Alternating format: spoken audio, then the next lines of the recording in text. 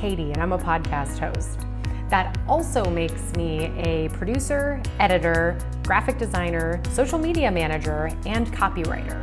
And while that may sound intimidating, it's actually very simple and easy to start a podcast. So I'm going to give you 5 simple steps to get started and stand out. Step 1 is finding your niche and your name. Your niche is what's going to make your podcast unique. So listen to other podcasts, find out what they're doing, read comments and reviews, find out what's missing, and see if you can find that little niche that's not in other podcasts. Next is finding your name. The key is keywords. You want to make sure that you have keywords in your name so it's easily searchable. Now is really not the time to be punny. Step 2, develop your format and your release schedule. There are 5 different formats you can choose. You can have an interview style podcast or a panel style podcast if there's more than one guest. You can do narrative nonfiction, where you're just talking about something that's actually happening. Fiction, obviously, very straightforward there. Or you can do conversational, just 2 people talking, or 3, or 4, or 7.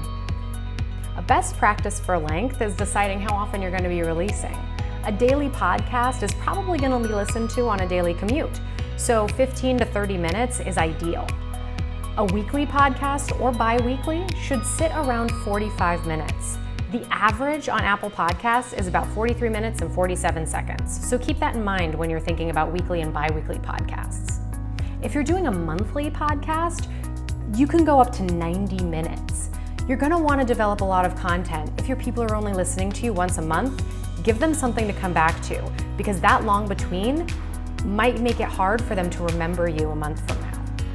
By using these guidelines, you'll make sure that your audience is getting the right amount of content in the right context at the right time. This consistency is key. Step 3, your equipment and your space.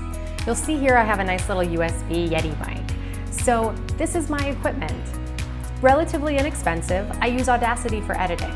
It makes it very easy to get the job done. Though I will say cardioid condenser microphones tend to be the most popular for podcasting, especially in an interview style. Where you record is incredibly important. You can rent a podcasting booth, or you can hang a comforter on the wall. When I started, I had a sleeping bag nailed to my wall, and the audio quality is not something you can fix in post. So you want to make sure that when you're recording, you're getting the right sound. Do a few test runs in your space and make sure that all of the audio background noise is not interfering with the sound that you want your audience to hear. That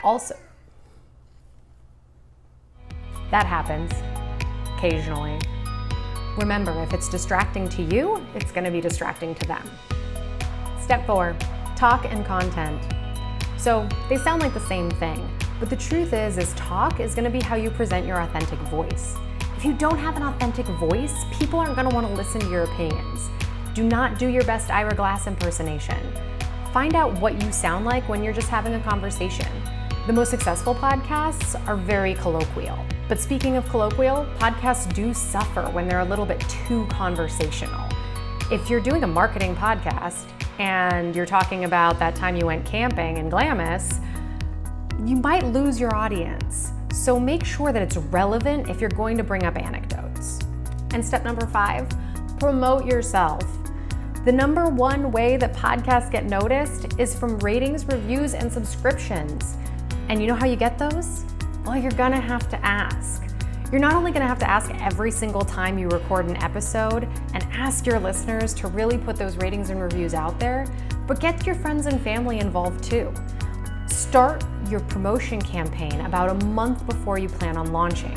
Moreover, people are more likely to contribute to your rating and review section if you already have a following.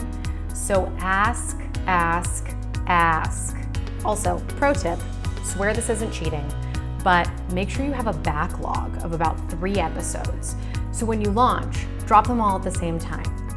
The more downloads and subscriptions you get in the first couple days of your podcast being out there, the more likely you'll end up on the new and noteworthy section of Apple Podcasts. And that is definitely a way to get noticed.